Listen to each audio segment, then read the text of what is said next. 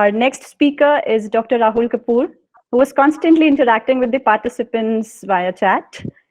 He is the founder and director of Turnip Innovations and has over a decade of experience in patent information sciences, searching and consulting multinational firms like General Electric, Robert Bosch. He obtained his PhD in innovation management from LUT University, Finland, and has over 15 research articles published in reputed international journals.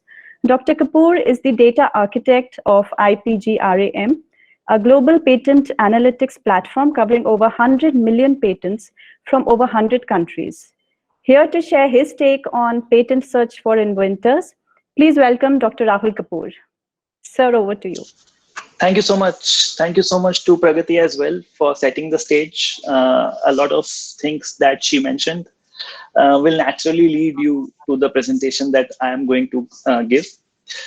So I think I'll speak maybe 20-30 minutes, and then we are open to questions till as long as the organizers let us speak. Today we'll talk about patent information for analytics and for business intelligence. There's my contact information, my phone number, my WhatsApp, my email. So if you wish to get in touch with me. And at the end of the presentation, I will also tell you a little bit about Turnip Innovation Festival, which Pragati had already mentioned. And ITTO, they are one of our sponsors, and they will have 3 to 4 live expos in our, and it's a 2-day event for virtual live streaming. And some of the really top industry leaders are coming to give talks. So really, I'll be really happy to if you could attend. Let's, I will just actually go to the most important things, try not to put any theory. So this is a chart of patents filed across the globe.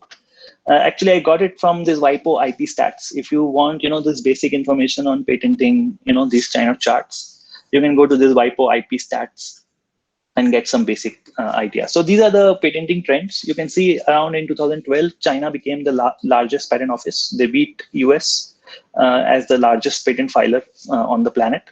And now you can see the gap has really widened, and China is filing around 1.5 million patents every year. And across the globe, there are about 3.5 million patents filed every year. So you can imagine, I'll just look at the chat just in case everything's going fine. Yes, okay, Prerna, Vikram, Charu, Mamta, great. Thank you for your responses. Great. Okay, I think everything's going fine. So, like I said, 3.5 million patents are being filed every year. So this already gives you some idea, right, about the amount of data being generated every year. So as a patent analyst, the task is getting harder and harder to find the most valuable patents, find the most relevant patents, because you can also understand, like, the Chinese patents are in Chinese language and there are language barriers. So all things combined, patents are growing at 3.5 million patents per year. And in the global corpus of the database, eSpaceNet is claiming more than 100 million patents. Actually, we also have our own patent database, IPCRAM. So we are using exactly the same data as we are getting it from the EPO. And yeah, so we are playing with 100 million patents in our own data warehouse. So yeah, that's really the potential. That's really what, as a patent information specialist, that's what you have in your own hands. And yeah, so the sky is the limit, what you can do with,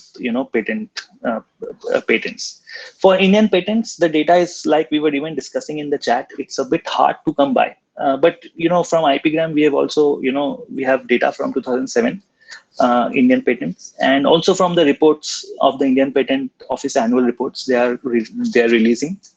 So India is about filing 50,000 patents every year. I think the latest annual report has 56,000. So there's an increase of 11%, which is quite good. 11% is a decent increase in the number of filings. But if you really think about it, this is 30 times less than that of China.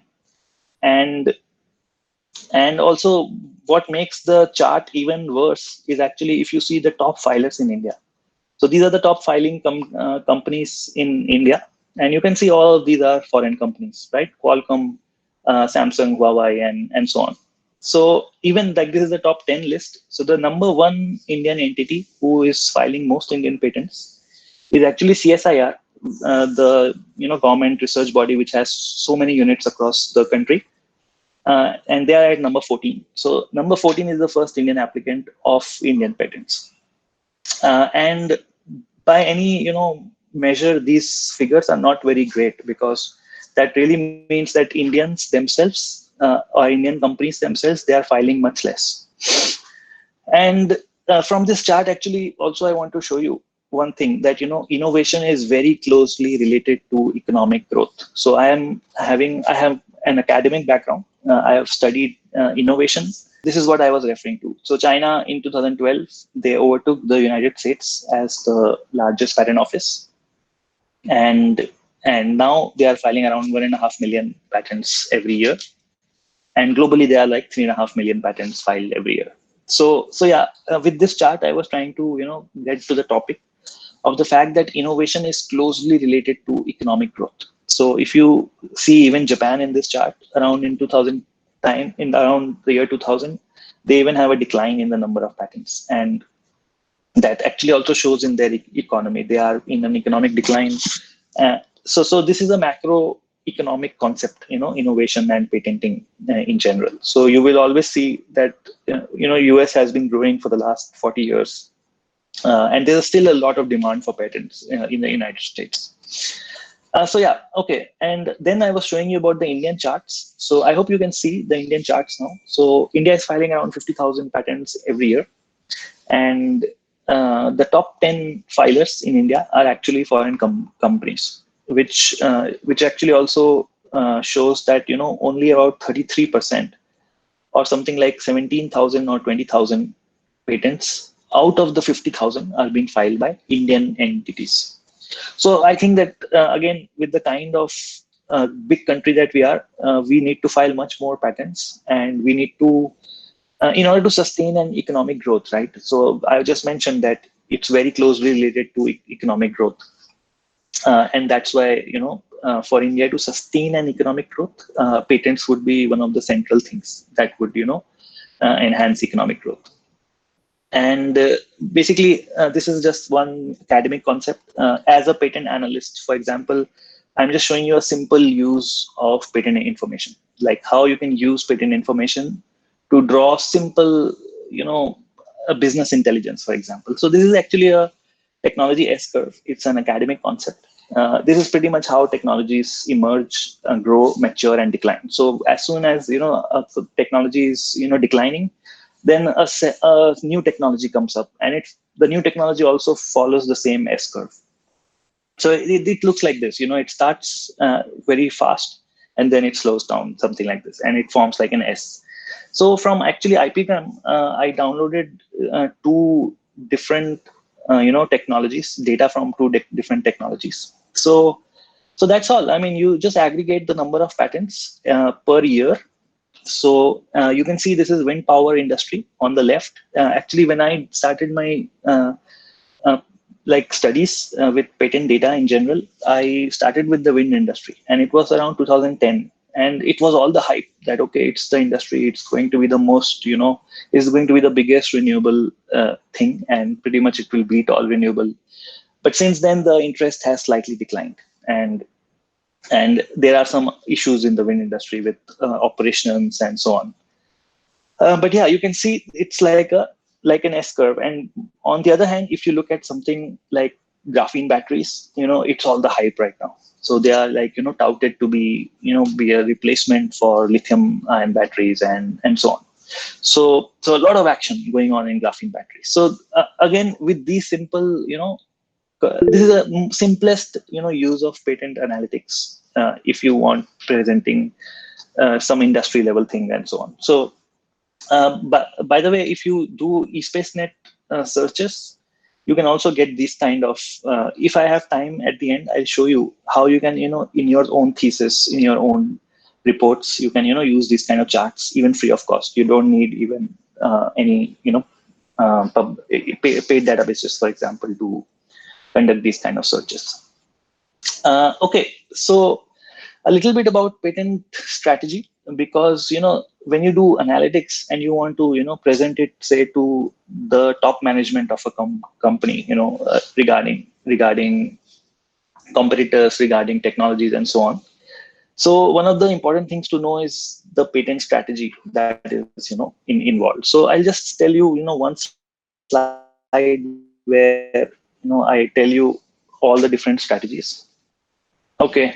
So yeah, I'll share a little bit about patent Yeah. strategy in general, so that because it's the basis of patent information, right? When you want to make reports, you also want to tell, okay, what your charts mean, what you want to show to the top management if you present a certain set of bar charts, line charts, and so on. And so you have to know a little bit why patents are being filed in this day and age. So one of the things is, of course, gaining exclusive rights over an innovation. So we know that patents are, usually it has the term of 20 years. And in that 20 years, no one else can, make, sell, offer, import, export your particular patented invention. So that is the traditional motive, that you can exclude competitors, so you can, price your products higher. And basically it gives you monopoly pricing for 20 years, which, is a hallmark of running a profitable business. And that is why there's so much demand for patents, because companies have, identified it as a very strong strategy of maintaining profitable business, as, to run profitable businesses via patents. And the other thing is, a lot of big companies, they are blocking competitors by patenting a lot of patents around their innovation, so that it's very difficult for other competitors to enter their technological domain. So even if they would have a core patent invention, and around the core invention they will patent a lot of auxiliary inventions. So this counts like patent thickets. It's a concept called patent thickets. Feel free to you use Google to search patent thickets, and learn about what they are, and how some companies might be actually having an active strategy of forming patent thickets. Then there's a thing like forearming against lawsuits. So actually there's an article online on why LinkedIn learned to love patents. And actually LinkedIn was threatened. Actually in the article they don't say who was threatening LinkedIn, but the word is that IBM was threatening LinkedIn back in 2012, 2014, when LinkedIn did not have any portfolio. And within 2 years, LinkedIn had a portfolio of 1,000 patents, and more than 95% of them were old IBM patents that LinkedIn bought. And then actually the word in the street is that IBM forced LinkedIn to buy those patents because they were threatening a lawsuit. And that's when LinkedIn started to take IP very seriously, patents very seriously, because in software industry, patents are still considered to be, touch and go, like not really interesting, and so on. So yeah, forearming against lawsuits, it's one very important thing. And LinkedIn doesn't want to be in the same soup again. That's why they started building their organic portfolio. And well, now they are part of Microsoft, so I'm sure they have much more cushion for their IP strategy. Gain time for evaluations. It's a very common thing. Patents take time. You are in the game for 5 to 10 years. Even a patent in the patent office, it takes on an average 4 years from the date of filing to get granted. So a lot of time, companies, they file patents and they just see, how it goes. Let's see how it goes, because very few patents tend to become blockbuster patents. So yeah. Increasing bargaining powers, it's especially true for standard essential patents. So if you have heard about standard essential patents, it's a very telecom industry thing, where all these big players, they get together in these standard meetings and they have their own patents, established as standard. And by standard, I mean the 5G standard, the 3G, 4G, 5G standards, the Wi-Fi standard, the USB standard, everything that you see around you, there's a lot of standards, So in order to implement the 5G technology, for example, you will have to get patents of these big companies to, even be able to implement 5G standards. So that's why they are called essential patents in the standard. And once you have your patents listed as essential patents, you have a long-term royalty, coming in. Whoever, uses the 5G technology, say the smartphone manufacturers or the telecom companies, they pay, all these big companies, Huawei, Sony Ericsson, uh, Nokia, Qualcomm, Apple even nowadays, who are owning a lot of telecom equipment and technologies. To enhance reputation, actually, I'll show you a chart later that how patents can really enhance your reputation and get get investments. Basically, there's a company in US which actually there's even research articles which says that they are a complete fraud, and they've been able to raise so much investment by showing that they are the industry leader in a certain domain in bioethanol actually. So I'll show you actually that chart. Let's see if I click here. Do I go there? Yeah, okay, I go here already. So good change from example. So you can see this company, the top company in the world in the field of bioethanol. So it's actually Zyleco, which has the most number of patents. It has about 2,000 patents. And you can see if you have another metric called patent families. So I'm sure many of you might be aware of patent families. It's basically a group of patents that a company is filing with the same invention, but in different countries. So you can see that Zyleco has only 90 patent families. So if you can take patent families as equivalent of one invention. So they have basically 19 inventions. And with those 19 inventions, they have filed even up to 2,000 patents. And they keep showing the fact that they are the industry leaders in bioethanol even today.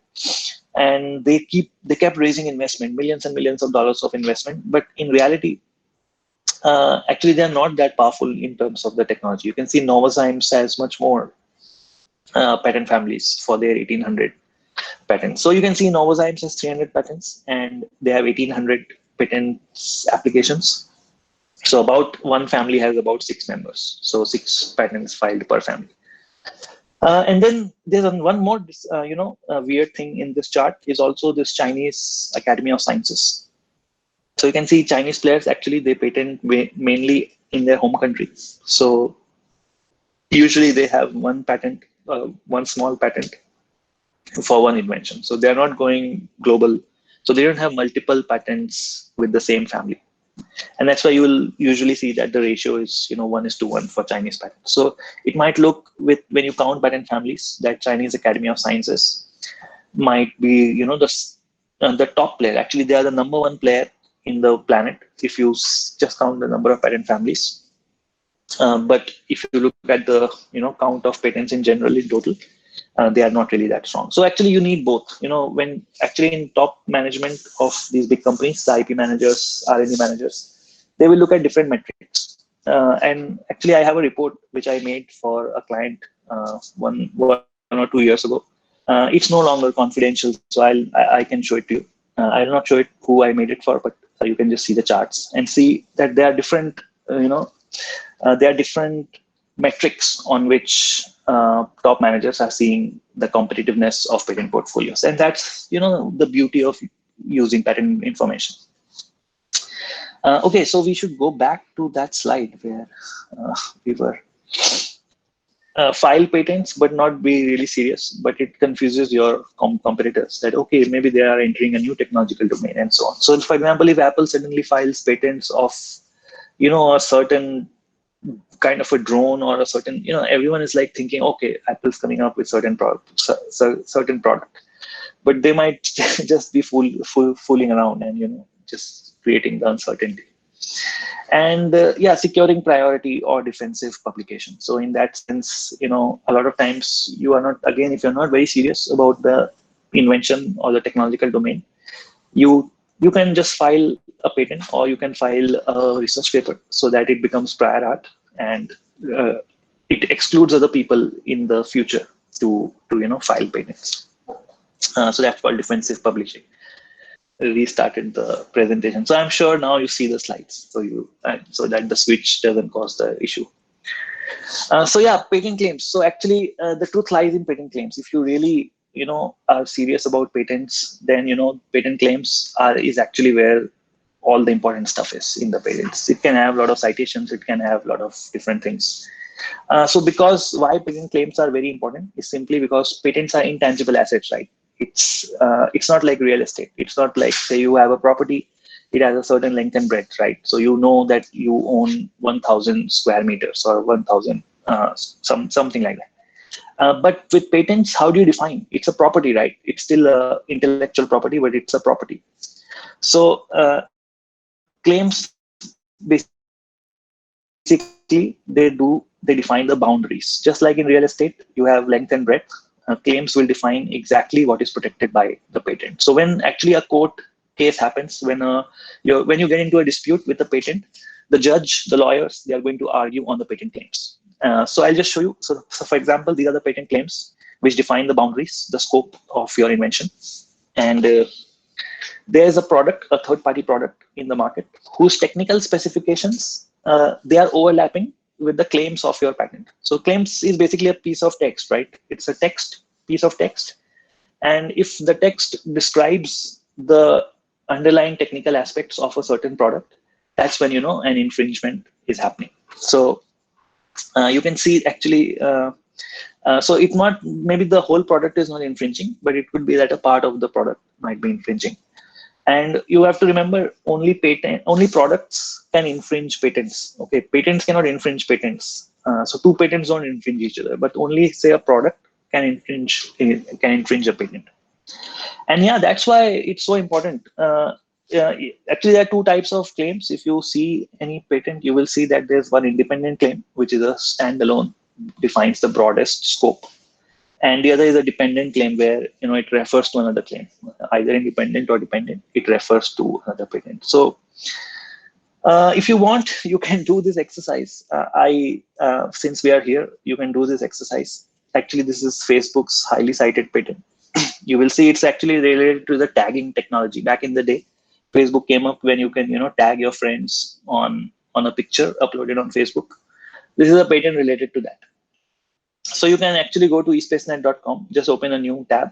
You can go to Google Patents, patents.google.com, and you just search this patent number that you see on the screen. It's US 2011 202531. So just remember this or note it down, just because once I remove the screen, I might not come back. So just see, for yourself, what is it about, how many claims are there, and how many independent and how many dependent claims are there. Just you can get some insight. And these are the patent counts, patent families, the portfolio strength, and patent quality. We have our own inbuilt in-house indicators, just like forward citations, opposition, litigation, and so on. Then, this is what I meant.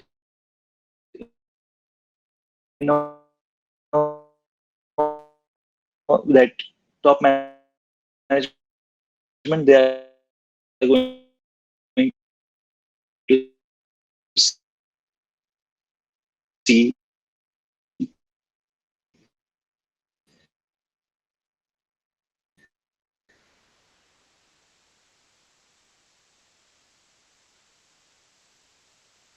different metric, 1,000 patents, portfolio, home like and you can see also which technologies within the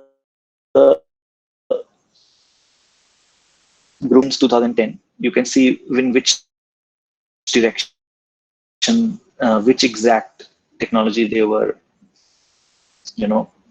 what company was focusing on what technology. Okay, in 2000 to 2010, what were they concentrating on?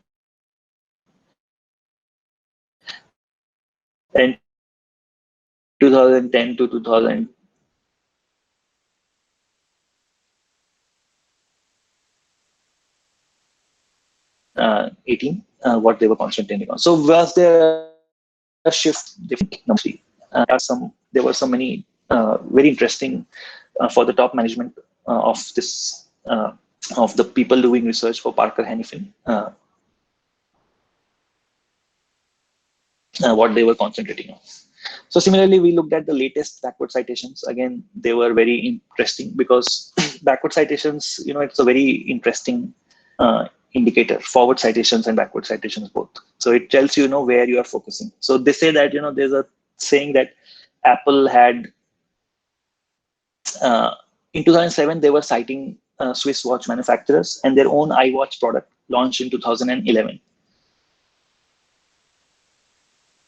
So they have their own product launch. So it's actually a very good indicator of forecasting what products and technologies might be coming up for a company.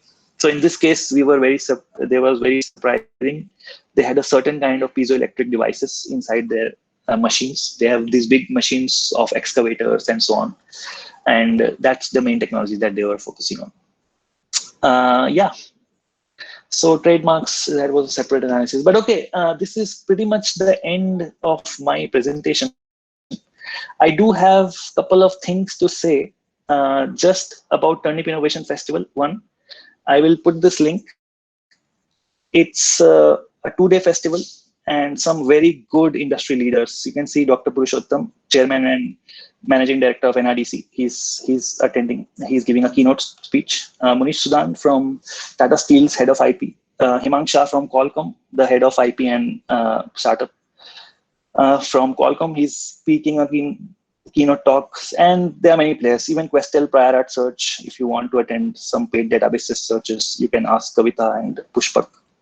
And a lot of industry stalwarts. I don't know all of them personally. But Tapan sir, he's going to talk about patent claims, the secret of patent claims. It's like, I'm looking forward to this session. So I'll just put it in the chat. Actually, the 2-day full access is 249 rupees only, but there is also a free access. You can, actually the keynote talks we have opened for everyone. So you can just register for free also. So here you can see, if you go to register, 249 rupees is the full event, all full 2-day access. And then there's a free access where 4 keynote talks you can listen for free of charge, basically. The other thing is the patent information course. We have actually, I have made this course with my background, academic background, with my PhD thesis and some learnings in the IP business. And I've built this course, all the things that I was talking about and a bit more. Actually, this is one of the most popular courses we have. It's just 199 rupees and it lasts 2 weeks. You have to spend just 15 minutes every day, and it's delivered on email. So it's really, really convenient. Sorry for that, man. So I'll just paste it in the chat, this link. So feel free to have a look at what you have.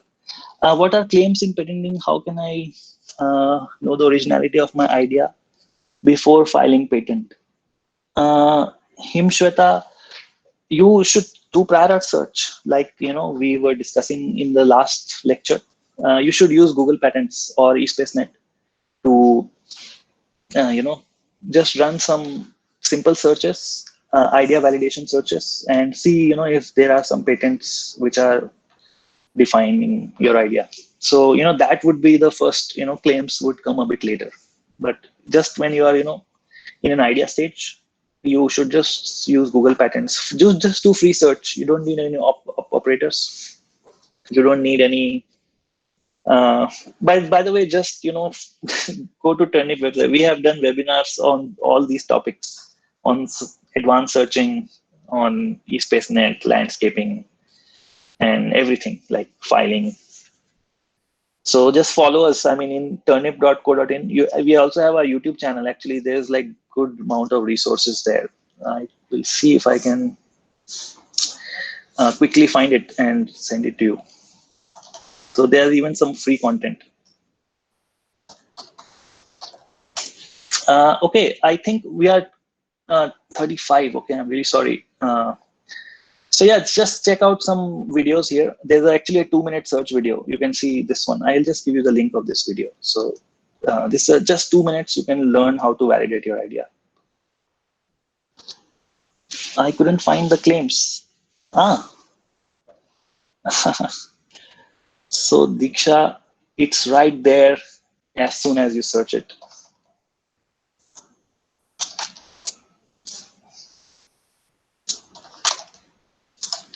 As soon as you search it. I hope my screen is still visible. And yeah, it is. So here they are, 22 claims. As soon as you search this patent, tagging digital media is the patent. And you can download the full PDF. There's a whole lot of information. You can see in US, it's still active. You can hover on these things. Okay, it's only in US, not in any other country. And it says also expected expiration. For US patents, they have good data, Google Patents. So they can tell you a lot. And citations, you can see 171 cited by 595 patents have made citations to this patent. So forward citations. And then these are the claims. You can see these ones in the gray, they are the dependent claims. So they are always referring to another claim. You can see method of claim 1. So they are referring to claim 1. They are referring to claim 1, 1, and so on. You can see referring to claim 7, claim 8. So as soon as it refers to another claim, it's a dependent claim.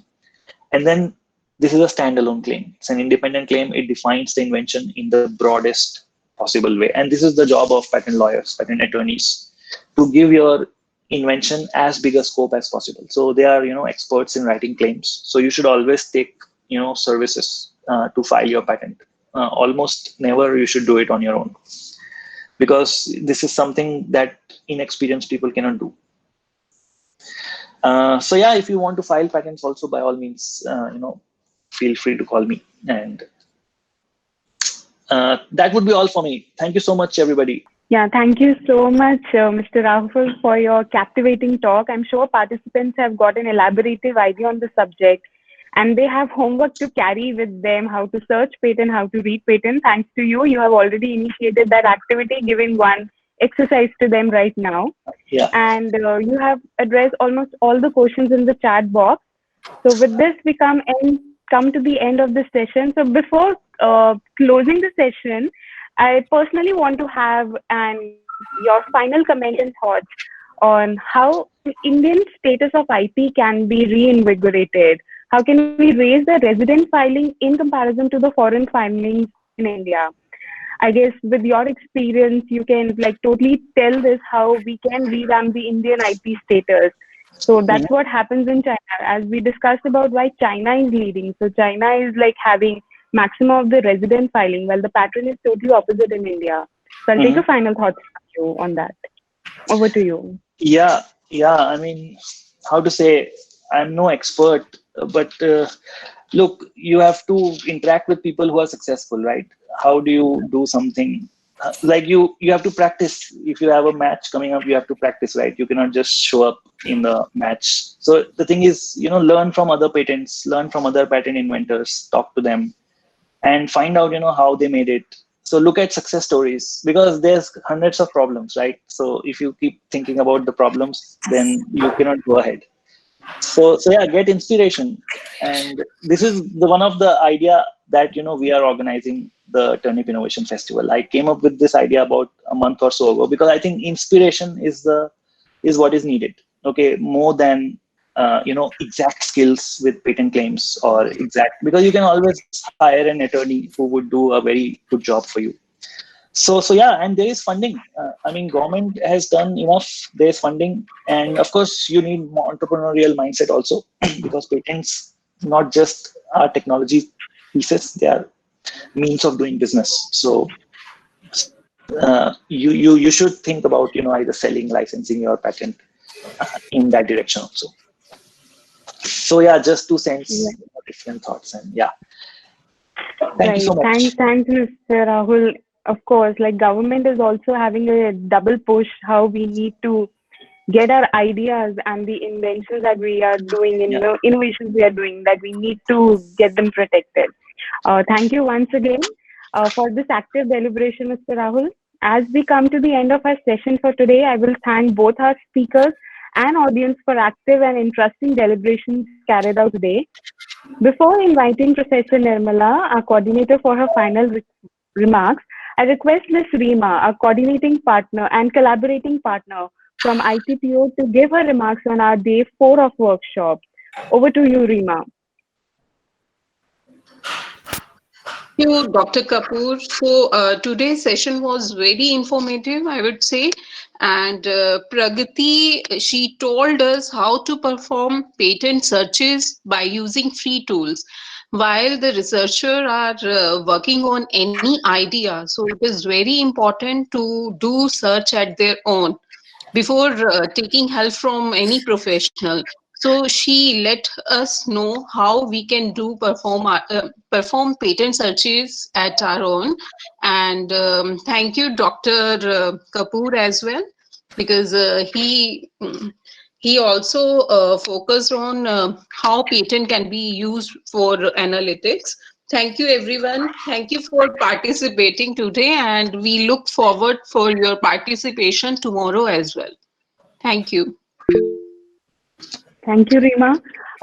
With this, we come to the fag end of our day 4 session. We are left only with one day, that too an interesting one with a quiz. I request everyone to join us on our last day as well. So with this, I invite Professor Nirmala, Coordinator, DST-Centre for Policy Research, for her closing remarks.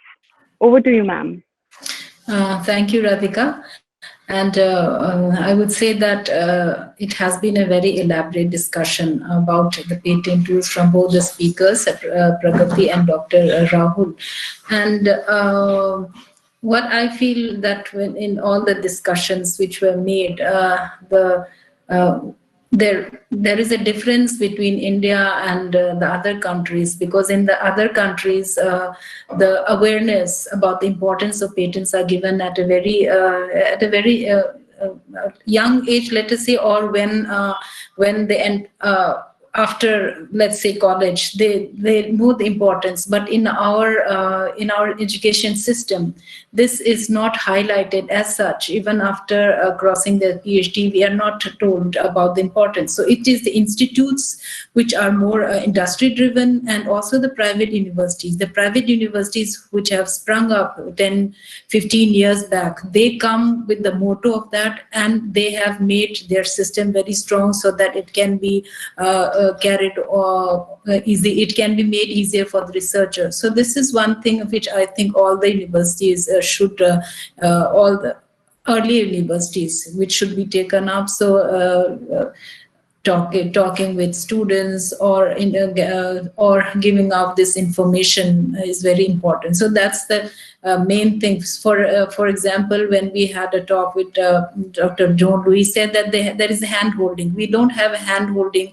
in most of the universities. There should be a separate cell. So when that is established, I think that would be much more helpful. But apart from that, I feel that at least all the students who are attending, they now have an idea how they can search about their problems and find what areas have been explored and what they can. So this is overall a very good talk from both the speakers, and I thank again Rima's group and both the speakers, of course, and all the participants. And we shall meet for tomorrow for the last session, and there will be a quiz, and I hope we will have a lot of younger participations, because there is a prize waiting for you also.